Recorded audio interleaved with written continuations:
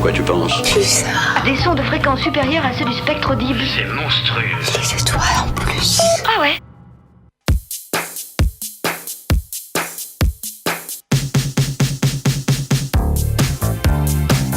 Séquence midi, l'info locale à la sauce Pulsar, midi 30 13h, sur le 95.9. Bonjour à toutes et à tous et bienvenue dans Séquence Midi. On prend les ondes à la pause déj pour vous donner le meilleur de l'actualité locale de Poitiers et de ses environs. Aujourd'hui, une petite soirée qui s'organise, la Gamma Party numéro 1, ce qui laisse à présager qu'il y en aura d'autres pour notre plus grand plaisir. On en parle avec toi, Tahir. Salut. Oui, salut. Mais avant, puis on va aller à Cobalt aussi, Cobalt l'éco-responsable, mais avant, avec toi, on va rester dans l'éco-responsabilité, enfin j'espère avec toi Judith, salut. Tout à fait. Salut à toi, on va aller à la COP24. Exactement, aujourd'hui je suis partie pour lier deux thèmes que j'aime bien. Enfin, si j'en parle, c'est aussi parce qu'ils étaient d'actualité. Hein. Donc du coup, tu connais maintenant, c'est un peu trop facile, je voulais te faire deviner, c'était mon pays préféré, presque. Dans lequel tu as passé un an l'année dernière, la Pologne. À peine un an quand même, mais ouais. Oui. Et mon thème habituel, l'écologie. Tout va bien. Pas besoin d'être bon en maths. Et du coup, ça donne la COP24 à Katowice.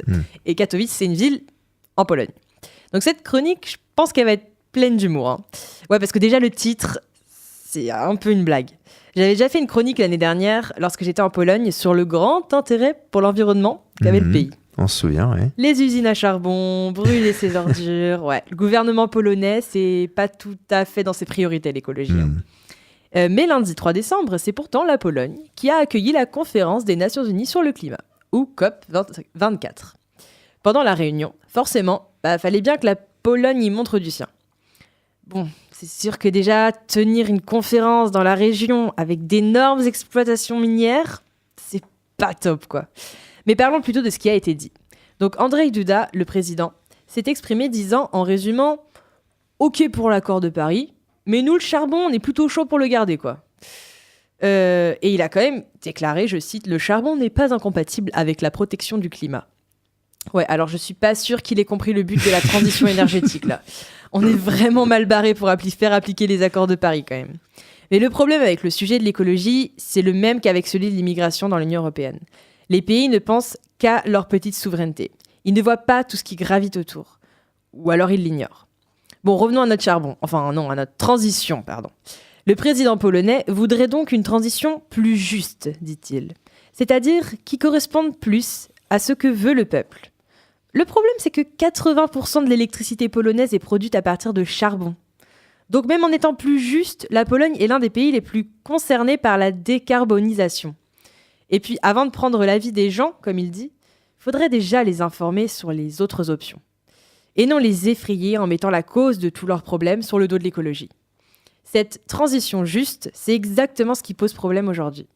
Exemple incarné par les Gilets jaunes, en France. Le peuple qui montre son mécontentement sur la hausse des taxes carbone qui sont faites pour leur santé et pour l'écologie à la base. J'ai conscience que le problème est bien plus compliqué que ça. Mais à l'origine, les accords de Paris mentionnent, je cite, « les impératifs d'une transition juste pour la population active et la création d'emplois décents et de qualité ». Donc forcément, la population a son mot à dire. Le mouvement de la transition doit être global et se faire ensemble, le pouvoir politique et la population. On ne peut pas faire des choses que d'un côté, ça marche pas en fait. Alors si cette conférence paraît être une avancée pour la protection de l'environnement, la transition énergétique, je trouve quand même que ça avance carrément pas vite. Et si aucun pays ne veut y mettre du sien, on n'est pas sorti de la pollution, quoi. Effectivement, et là le petit souci avec ces COP, depuis celle qu'il y a eu à Paris, en tout cas, on en parle quand même vachement plus qu'avant, ce qui est déjà une bonne chose. Oui, sauf quand il y a des idiots qui disent que finalement c'est pas si important et qui veulent se retirer de cet accord. Là, c'était moins intéressant. Mais c'est vrai qu'après, je me dis, d'un autre côté, l'organiser dans un pays qui est extrêmement concerné et pas forcément en pointe pour le faire, c'est un peu aussi peut-être un appel du pied de l'ONU en mode la Pologne, bon, on fait l'événement chez vous, c'est chouette, ça ramène des gens chez vous et ça remplit vos hôtels. Ce serait peut-être bien de faire quelque chose. C'est ce que je me suis dit aussi jusqu'à ce que je lise vraiment ce que le président avait fait comme discours. Et là, pour le coup, je pense que l'ONU ne l'avait pas relu, quoi. C'est pas possible. Oui, en même temps, je sais pas s'ils sont renseignés sur l'état actuel du gouvernement en Pologne. Le Ouais. gouvernement, à la limite, on peut dire conservateur, voire populiste. Oui, carrément. Je sais pas s'ils ont fait tous les liens. Pareil, le faire dans la région la plus minière j'avoue. d'Europe. Ouais. C'est incroyable. Oui, Par contre, 80% de charbon, tu vois, ça je savais pas, c'est quand même... 80% de l'électricité. De la ouais. production d'électricité en Ouais, Pologne, ouais. dans le pays. Ouais, mais bon, c'est énorme, quoi. Enfin, pour C'est incroyable. en 21e siècle, c'est...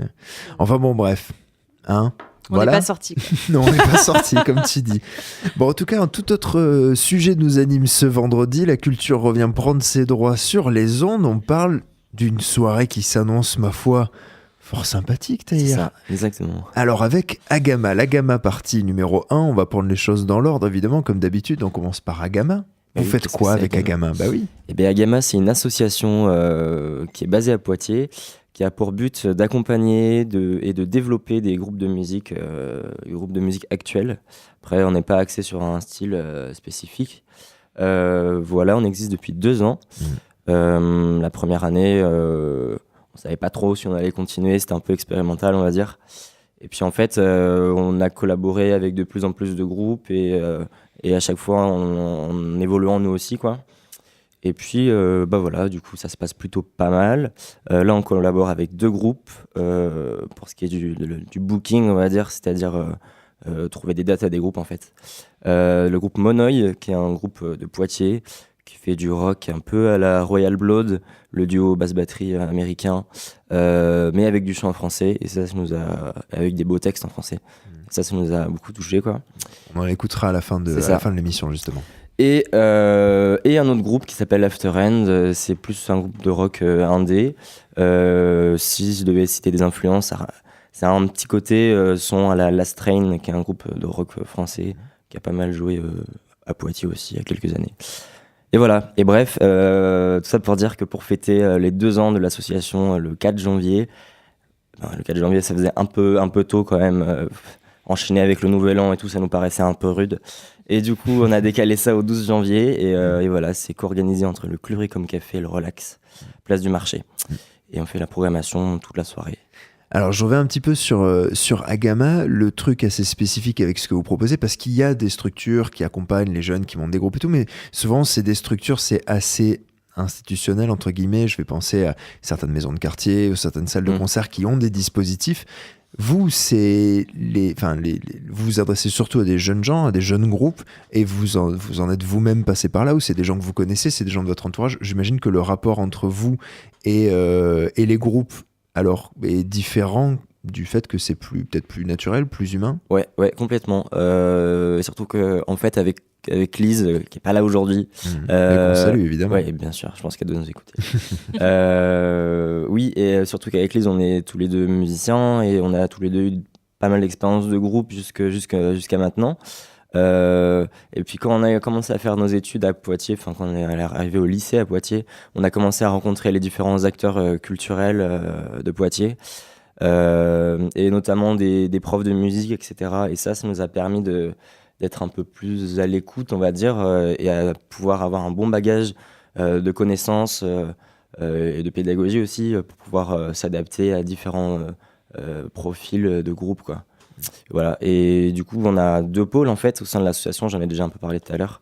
On collabore avec des jeunes groupes, on va dire lycéens par là. Ça s'appelle plus de l'accompagnement, c'est-à-dire on a un rôle un peu aussi de manager où on va conseiller le groupe s'il veut enregistrer, s'il veut faire des concerts, s'il veut travailler sa communication, s'il veut... Enfin, voilà. Il y a plein de choses différentes. Et après, il y a un deuxième pôle qu'on appelle pôle de développement, où j'en ai déjà un petit peu parlé, mais ça, c'est vraiment que du booking, quoi, un peu plus semi-professionnel, on va dire. Pour faire connaître le groupe, le faire diffuser un peu. Et dans l'objectif d'une professionnalisation un jour, quoi. Voilà. J'y reviens assez rapidement, mais c'est vrai qu'on n'en parle plus beaucoup à Poitiers, donc je profite que vous soyez là pour en parler. Un lieu assez emblématique pour faire jouer des groupes, et justement des groupes neufs à Poitiers, c'était le Plan B à l'époque. Maintenant c'est plus une option, forcément, mais j'imagine que vous arrivez à faire tourner, enfin là tu parlais de bars avec lesquels vous allez travailler, vous arrivez quand même à trouver des endroits sur le Plan B, c'est un peu d'ailleurs ce qui lui était reproché, mais il y avait beaucoup de concerts qui étaient organisés, on pouvait facilement y proposer des choses. Là c'est devenu plus dur, ou vous arrivez quand même à vous en sortir? Après, c'est vrai qu'on était assez proche du Plan B parce qu'on avait déjà fait des choses là-bas, donc c'était en tout cas cette année il y a un an on avait la volonté de faire d'essayer de faire pas mal de programmation, enfin de booking au Plan B quoi. Mais du coup en fait ça nous a un peu obligé aussi à regarder un peu ce qu'il y avait d'autre en fait. Parce qu'en fait à Poitiers il y a plein de bars qui programment de la musique, et même il y a plein de lieux alternatifs en fait, et ça on le sait pas forcément. Quand je dis lieu alternatif, je pense notamment au Théâtre au Clan, qui le TAC. C'est ça, qui a un tout petit théâtre au bord du Clan, voilà, qui est assez peu connu. Enfin, il y a plein de lieux comme ça en fait, et ça oblige. Tant qu'on y a parlé de la fermeture du Plan B, ça nous a obligés à regarder ce qu'il y avait autour. Et en fait, il y a possibilité de booker des groupes dans des bars. Faut juste se renseigner, faut juste aller discuter, aller rencontrer les gens. Parce qu'ils fonctionnent tous de manière différente. Des fois, les programmateurs, c'est juste les barman, donc il faut juste aller causer. Des fois, il y a un programmateur qui fait la programmation de 2 bars et qui est difficilement chopable. Des fois, c'est une association à Poitiers qui fait la programmation de tel bar, enfin voilà, bref. Mais c'est un peu compliqué, mais dès qu'on se renseigne, dès qu'on essaie de s'ouvrir un peu, aller discuter avec les gens, etc., en fait, on se rend compte qu'il y a moyen de faire des choses à Poitiers, même si c'est pas une super grosse ville quand même, c'est pas Bordeaux ou je sais pas quoi, mais il y a moyen quand même de faire des choses assez sympas dans niveau musical quoi. Ça c'est clair.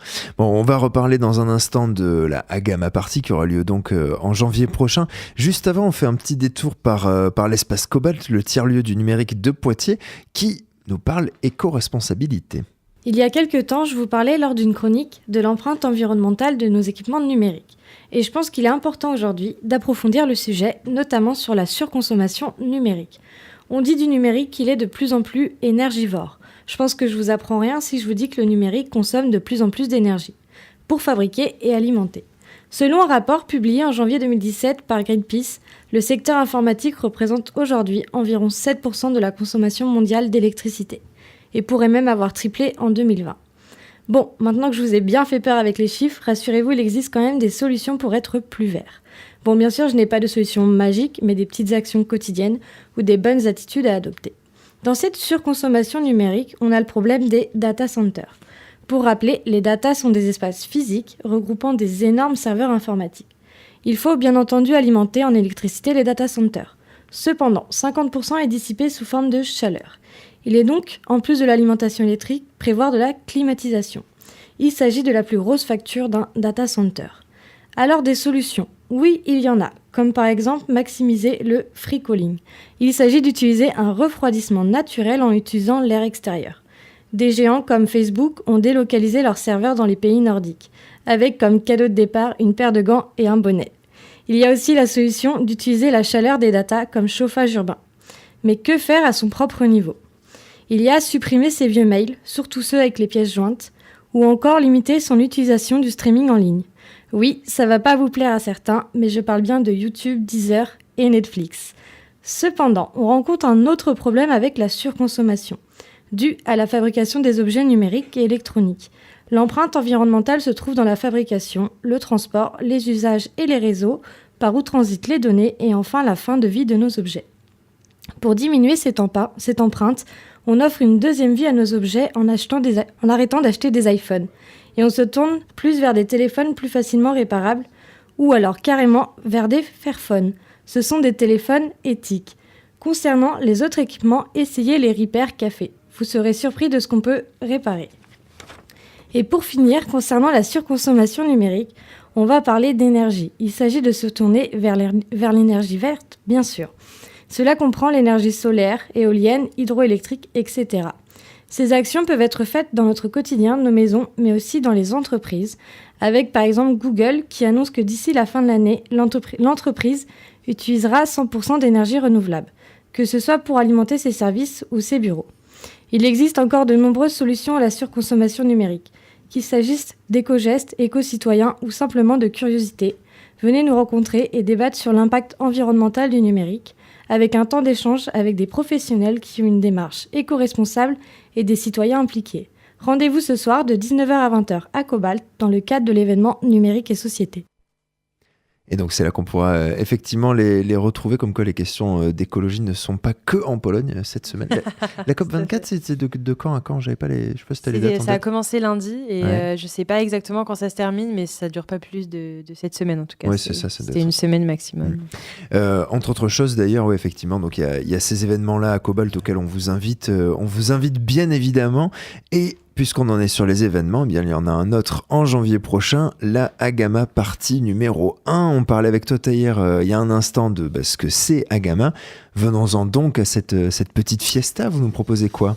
Et ben en fait, c'est co-organisé, donc je disais, entre le Cluricum Café et le Relax Bar qui sont en place du marché.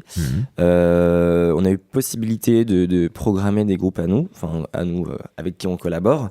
Et on a eu aussi la possibilité de programmer des groupes de notre choix en fait qu'on aime bien, mais qui sont chez d'autres tourneurs, etc. Et du coup, en fait, donc Afterhand et Monoï vont partager une scène au Clu. Et au Relax, il va y avoir Twin Souls. C'est un duo guitare-batterie. C'est deux frères qui ont joué à Poitiers cet été.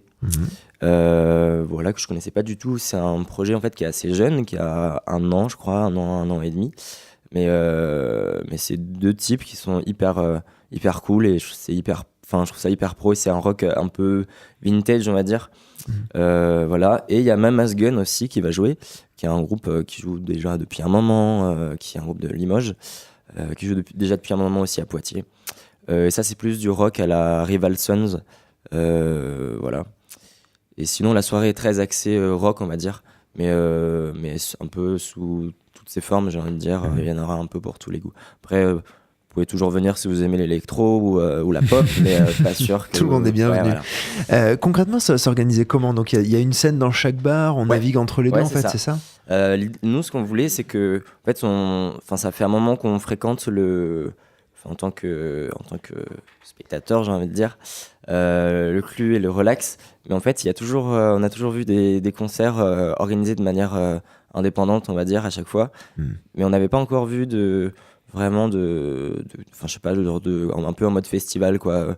Un peu en mode de scène ping-pong, quoi. Ça joue d'un côté, ça joue de l'autre, etc.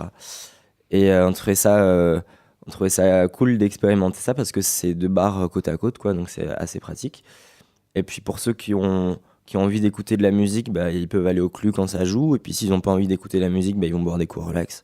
Enfin voilà, c'est l'avantage, quoi. Et inversement. Et inversement, et s'ils veulent boire des coups, écouter de la musique, c'est encore mieux.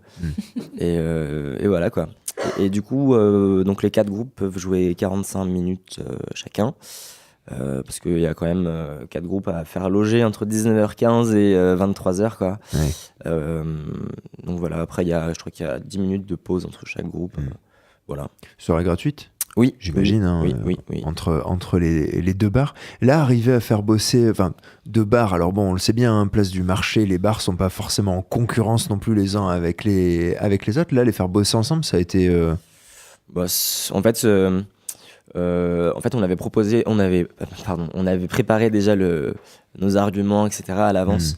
Et en fait, on a entre guillemets fait un petit une petite réunion avec les programmateurs des deux bars. Et puis on leur a proposé le projet et puis voilà, quoi. Ça a été bien reçu. Ouais, ça a été bien reçu. Ouais. On nous a dit que ça avait déjà été fait, mais il y a un moment, il y a plusieurs années, quoi. Et voilà, et que ça faisait longtemps que c'était pas revenu, et du coup voilà. Et alors, forcément, moi je me suis posé la question quand j'ai vu le titre de l'événement, Agama Party 1. Oui, et donc Agama Party 1, et ça s'appelle l'Agama Party 1, même si on existe depuis 2 ans, on n'a qu'à dire qu'il y a eu une Agama Party 0. Ouais. Mais surtout, est-ce qu'il y aura des deux ? Est-ce que le projet c'est de continuer à faire ça ? Oui, l'idée c'est, en fait, Agama, on peut dire que c'est un petit label et agence de tour associative, et il y a plein nous on s'intéresse beaucoup à d'autres labels, mais professionnels plus, parce que nous on fait ça... à côté de nos études, quoi. Mais il y a plein de labels pro, en fait, qui organisent pareil leurs propres soirées,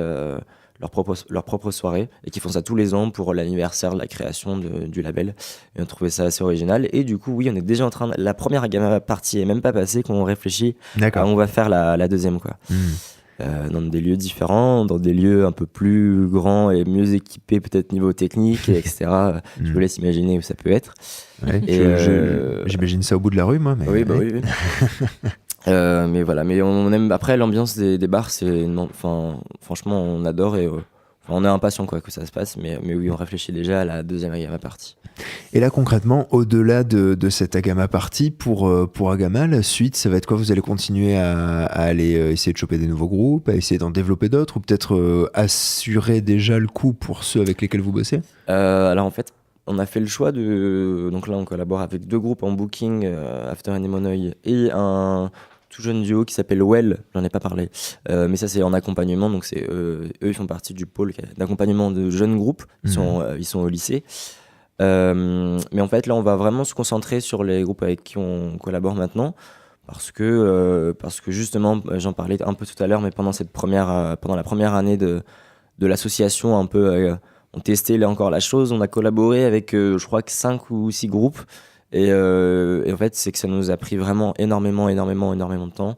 Et plus on avance, plus on se dit que ce qu'on veut faire comme stratégie, c'est collaborer vraiment avec des coups de cœur, quoi. Mais le faire de manière efficace et un peu plus sur du long terme, quoi. Par exemple, avec After and Monoï, en fait, on définit une stratégie de développement sur plusieurs mois, enfin là en l'occurrence c'est 1 an et demi, 2 ans, quoi. Et ça permet vraiment de mettre en place ça permet je sais pas comment dire, mais de mettre en place certaines choses pour que ça soit cohérent, quoi. Alors que c'est possible de le faire avec 2 groupes bien. Après 3, 4, 5, ça me paraît un peu plus compliqué. Et surtout qu'on n'en vit pas, on fait ça bénévolement avec Lise et le reste de l'équipe à côté de nos études, quoi. Ça nous prend déjà des heures. J'imagine. Voilà. Bon, en tout cas, on vous retrouvera avec grand plaisir en janvier prochain. Tu nous rappelles peut-être la date, les horaires et les lieux? Oui, c'est le samedi 12 janvier, Clurecom Café et Relax Bar, place du marché. Ça commence à 19h15 avec After End. Après, dans l'ordre, je crois que ça fait After End, Twin Souls au Relax, Monoï au Clu, et Mama's Gun au Relax pour finir. Ça se finit à 23h. Bon, on vous le redira évidemment sur les ondes de Pulsar d'ici là. Merci beaucoup en tout cas. Merci à toi. Taher, d'avoir été avec nous. J'en profite la fin d'émission de vous donner 2-3 petits événements pour ce week-end. Ça fait longtemps que je l'avais pas annoncé, donc j'en profite rapidement. Il y a les apéros arc-en-ciel qui sont organisés par le centre LGBTI du Poitou, que vous allez pouvoir retrouver aujourd'hui à partir de 20h30, et ça se passe au Toit du Monde. Il y a aussi le Poitiers Film Festival. Bon, je sais pas si j'ai vraiment besoin de le rappeler, mais en tout cas, ça finit aujourd'hui, donc ça peut être le dernier jour pour en profiter. Et puis, on parlait tout à l'heure du plan B, du coup, ça m'a fait tiquer. Soirée slam, je me suis dit, tiens, merde, mais les soirées slam se passent où maintenant? Écoutez, il y en a une demain à 20h qui se passe au Palais de la Bière avec l'Astran-Moi et toute la clique. Donc, voilà, où vous pouvez retrouver aujourd'hui les soirées slam, notamment. Merci à toi, Taher, d'avoir été avec nous. Oui, merci à vous. Merci Judith d'avoir été là aussi. Puis écoute, la COP24, on verra. Écoute, je vais suivre ça de très près, mais pour l'instant, pas très optimiste sur les résolutions. On remercie aussi Cobalt, donc, qui nous a parlé éco-responsabilité numérique. Marine, merci à toi d'avoir mis en onde l'émission évidemment que vous retrouverez en podcast sur radio-pulsar.org. Et le petit dernier mot de la fin, c'est que si vous ne l'avez pas vu sur les réseaux sociaux ou pas reçu en newsletter, sachez que Pulsar lance une campagne de dons à partir de maintenant, totalement libre. C'est pas un crowdfunding, c'est si vous avez envie de donner pour nous aider à continuer l'aventure Radio Pulsar et continuer avec nous à faire vivre les étoiles des ondes radiophoniques, vous le pouvez, en tout cas à la hauteur que vous le souhaitez. Et on va se quitter avec un dernier morceau. Oui, c'est un morceau de Monoï, je ne sais pas, par contre je sais pas alors lequel c'est. C'est Loup Glacé qu'on a. Ok, alors c'est Loup Glacé. Qui défile dans la descente, pourvu que tu sois sage, c'est bon contre la violence, n'aie pas peur mon fils, t'es bien en tout point. C'est parti mon grand, tu vas savourer ton existence.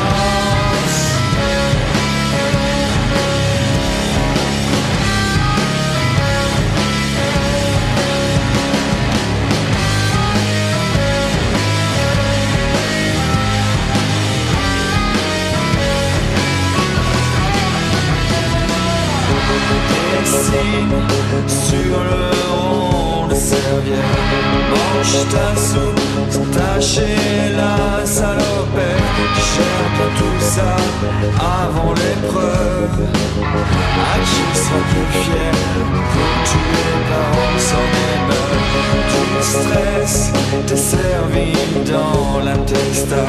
Pourvu que tu sois sage, c'est bon pour l'innocence. Ne crains pas l'angoisse de réussir, ne lâche rien. C'est comme ça qu'on construit son avenir.